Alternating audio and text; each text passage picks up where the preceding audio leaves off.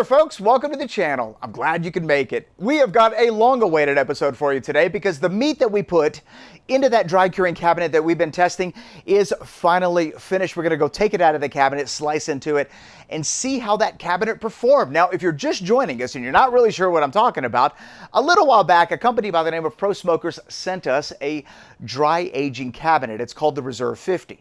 Now, this dry aging cabinet is designed to dry age meat, but it also doubles as a dry curing cabinet for things like salami, prosciutto, well, prosciutto may be too big, culatello, bresaola, coppa, things like that. I was asked to give this unit a run for its money, and that's exactly what we did because the salami that we put in there requires nearly perfect temperature, humidity, and airflow. If you haven't guessed by now, the salami that we made was the Italian patina. What makes this particular salami so challenging is the fact that it doesn't have a casing. One of the purposes that casings serve on salami is to help regulate and control the drying. And so if you remove the casing, as in the instance of patina, then what you're left with is a meat that's subject to the environmental conditions. So if the temperature, if the humidity, or if the airflow isn't next to perfect, then the salami is just not going to dry right. More than not, it's going to dry too fast.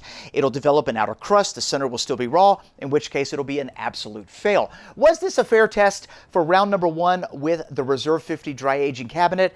Absolutely, because if we could do patina, the rest of the stuff should be no problem. We're going to go in the chamber, grab a couple pucks from a few different placements to see how they dried, because I got to be honest, I've got my concerns. For starters, airflow. There is a computer fan in the chamber on the ceiling in the very middle, blowing air directly on the meat. Now, how fast is it blowing and how often is it blowing? I don't know, but if you guys remember in the cavern test that we did, that fan completely ruined the entire batch of meat that we had.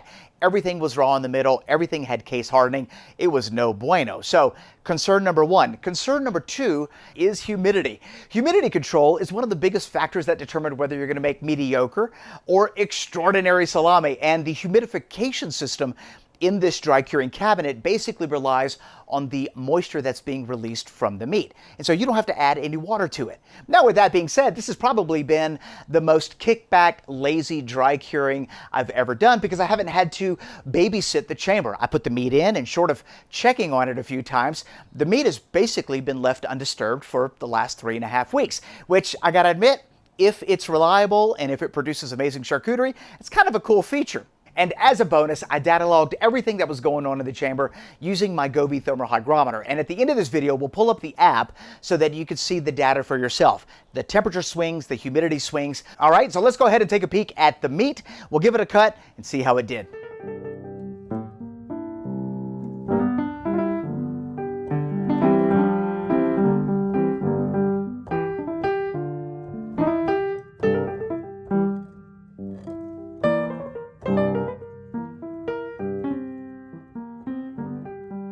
All right, let's cut into some of these pieces and see what they look like. This was the smallest sample that we had on the top shelf. That's the center cut. What do you think? This next piece was in the center on the top shelf, so that was directly under the computer fan. Let's see what the center cut looks like. Okay, I was actually expecting something completely different. Not too bad. Dried pretty good. This third piece also came from the top shelf, but it was positioned to the right of that middle sample. So it was just offset a little bit. Let's see what that looks like. All right. Do you notice a big difference between the sample on the left and the sample on the right? Let me grab two more samples. This one here came from the middle shelf in the chamber. Let's give it a cut. See what it looks like. This was also right in the center, so directly under the fan, but in the middle of the chamber. What do you guys think? I got to be honest. I'm kind of liking what I'm looking at right here. This one came from the very bottom row. So this was on the floorboard of the chamber. And I love that there's no humidification system taking up a lot of space. Really gives you a lot of room for more meat. Let's compare all three so that we can have a better idea of what we're looking at. And I'm just going to stack these the way they were stacked in the chamber. So the top one came from the top, the middle was on the middle, and then the bottom was at the very bottom. And this is what they look like. What do you guys think? Let me know in the comment section below. Is there a huge difference between, 1, 2, or 3? And now for the final test, the taste test. We're going to taste a piece from the top and taste a piece from the bottom and see if there's a texture difference or a flavor difference between either one. All right, guys, let's take a closer look at these slices and then we'll give it a taste. So this one right here, was on the top shelf directly in the middle. So this one was under the fan. whereas this one was all the way at the bottom. Can you notice any major difference between the two? I'm actually pretty thrilled about how they all came out. This one might just have a slight shadowing, a bit darker on the outside, but realistically, nothing to be concerned about. Let's go ahead and give this first one a taste, see if there's a taste difference.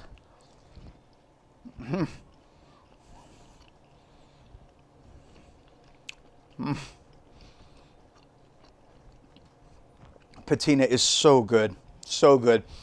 Aged beautifully. And I gotta tell you, I'm loving the texture of the salami. Often if you get a salami that dries too quick and it develops a dry ring around the outside, around the outer edge, that outer edge can seem a little chewy while the center can be tender, but this is perfectly tender throughout. One more bite. So good. All right, let's try the one that was at the very bottom and see how that one turned out.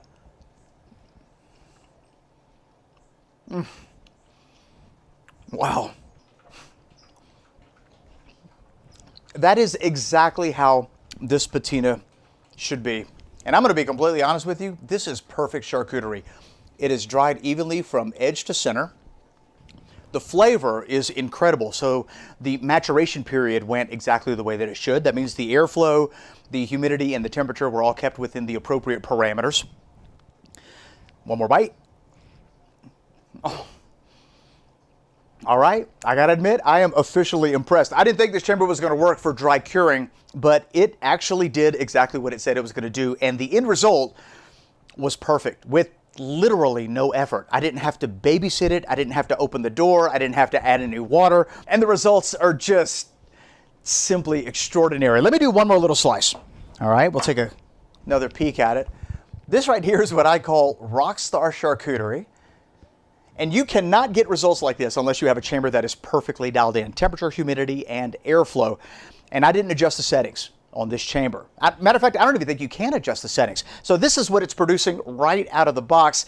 And I'm going to be the first to tell you that the dry curing cabinet, the Reserve 50 from Pro Smokers, it works. And if you're looking to get into this craft, this may be something you might want to consider. Now, for those of you that are interested in the finer details of how this kept the temperature and the humidity, let's open up the app on my phone. This is from the Govee thermal hygrometer. It was in there from the very beginning.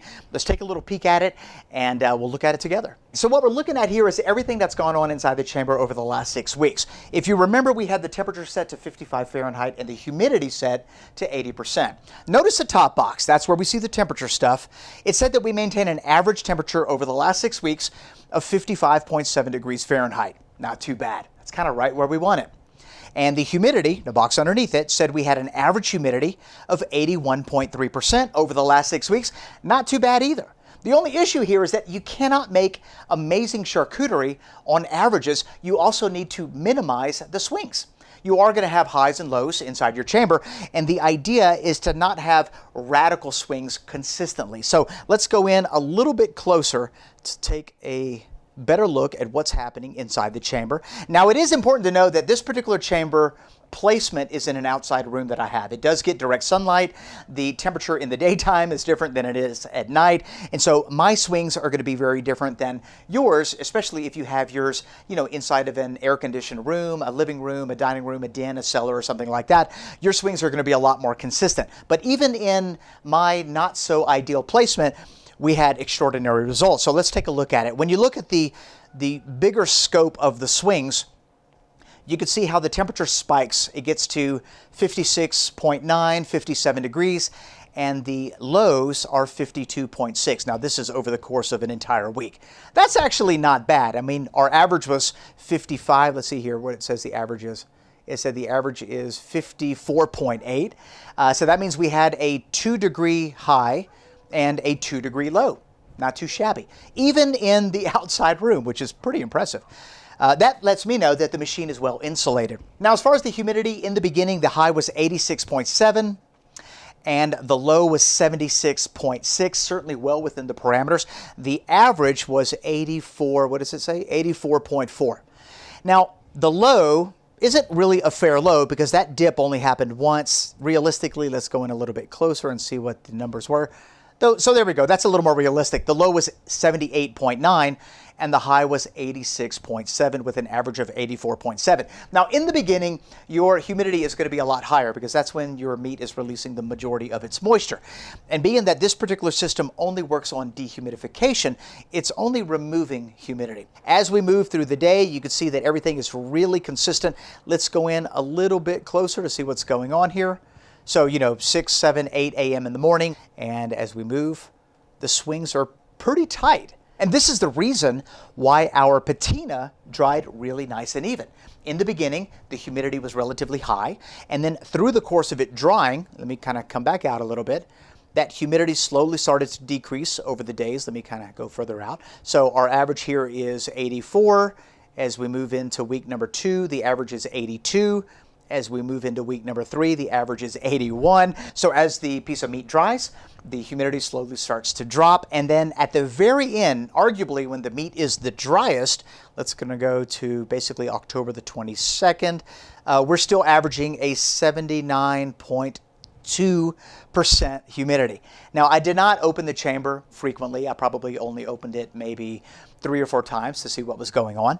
And we did have one particular power outage that lasted for a couple of hours, and you could see that power outage where the temperature spiked to 62 Fahrenheit. That was when the power went out. But outside of that, everything worked exactly as it should have. And the concern that I had for airflow wasn't an issue. It must not blow very frequently nor very fast, because otherwise we would have a very clear case of dry ring around this charcuterie. And so there you have it, folks. There's the full-blown review on the Reserve 50 dry curing, dry aging chamber from Pro Smokers. I am super excited that this unit works and proud to give it my seal of approval. So if you're looking to get into dry curing meats and you don't want a DIY chamber, you want something a little more professional, the Reserve 50 is going to take care of business, making your copa, bresaola, lonzino, guanciale, no problem. Even if you want to get into making fermented meats like salami, if you end up with a unit like this, you're going to be very pleased with the results. So there you have it. I'm going to put a link in the description box below so that you can check out this dry curing cabinet for yourself, the Reserve 50. If you have any questions, leave them in the comment section below. And if you enjoyed this video, give it a great big thumbs up. I've got a question for you though, because we are not done playing with this unit. What should I put in it next? You tell me. Leave your suggestions in the comment section below. Should we do whole muscle curing? Should we make more salami? Should we do both? Let me know in the comment section. If you're new to this channel, don't forget to subscribe and click that notification bell so you don't miss a single episode. Thanks a lot for joining us. We'll see you in the next one. Bye-bye. All right, let's take a look at this information a little bit closer, and you're going to see that the peaks and the valleys are fairly consistent every single day, basically through the entire 6 weeks. And I'm going to show you what's going on with my chamber to let you know why mine is doing that. So let's go in a little bit closer. Notice at the very beginning here, all the way to the left-hand side on the top, it's roughly 4 o'clock. It goes up, and then it's coming down at 8 a.m. It's at its lowest, and then it starts to rise again. By 4 o'clock, it starts to go back down. That's because at 8 a.m., the sun has peaked over the mountain, and it's hitting that room. The temperature's starting to increase. By 4 p.m., the sun is now over the house, and it's starting to cool down, and the temperature in that room is starting to go down. And so that's why you have those very consistent fluctuations every day. If your chamber is indoors, which is what they recommend, in a temperature-controlled room, so living room, den, kitchen, whatever, then your swings are not going to be nearly as dramatic. They're going to be a little more linear. And notice with the humidity, you're going to see the exact same thing. You're going to get those peaks and the valleys, primarily because mine is in a room that's not really super conducive for a dry curing chamber. When we come in just a little bit closer, all of those micro peaks and valleys that you see there, those are directly related to the compressor of the chamber. So every time the chamber kicks on, the temperature drops and the humidity drops. And then once the compressor turns off, the humidity starts to increase, as does the temperature. And that cycle happens every single day as long as your unit is on. The idea here is to have a recovery time that's pretty quick. You don't want, an extended recovery time to get back to the appropriate temperature and the humidity. And so I'm going to show you this little section right here. So let's focus on the humidity part because that's the most important bit. It says that our average is 78.9. You can't see the high, but it's about 81.3. And the low it dips down over the course of 8 hours to about 68%. Now, it's not always 68%, but it looks like between 12 and 2 o'clock in the afternoon, it dips down to about 68%. So when we come in a little bit closer, you're going to notice that these dips are actually fairly quick. The recovery time is pretty fast, which is what we're hoping for. So let me just get in a little bit closer so you can see what I'm talking about. It looks like at 7:19, realistically 7:20, we're at the bottom. By 7:21, we're in recovery. And then by 7:23, we're already above 75%. So a total of 3 minutes to go from 70% to above 75%. And that's pretty quick. That's why the charcuterie turned out so good. Now, when we look at the hour, those dips basically only happen once every 40 minutes. And that's been pretty consistent for me. So overall, I'm super pleased with the information that this has given me. If you still have any questions, let me know in the comment section below. Let's take a look at the very, very tail end. By this point, the meat has already lost, 40%. And you can see that it's still really consistent. Very, very tight swings. Ultra predictable behavior, which is what you want in a dry curing chamber. Average humidity, 78.9. Absolutely perfect for charcuterie. And there you have it. Just a little extra detail on what's going on in the Reserve 50. We'll talk later. Bye-bye.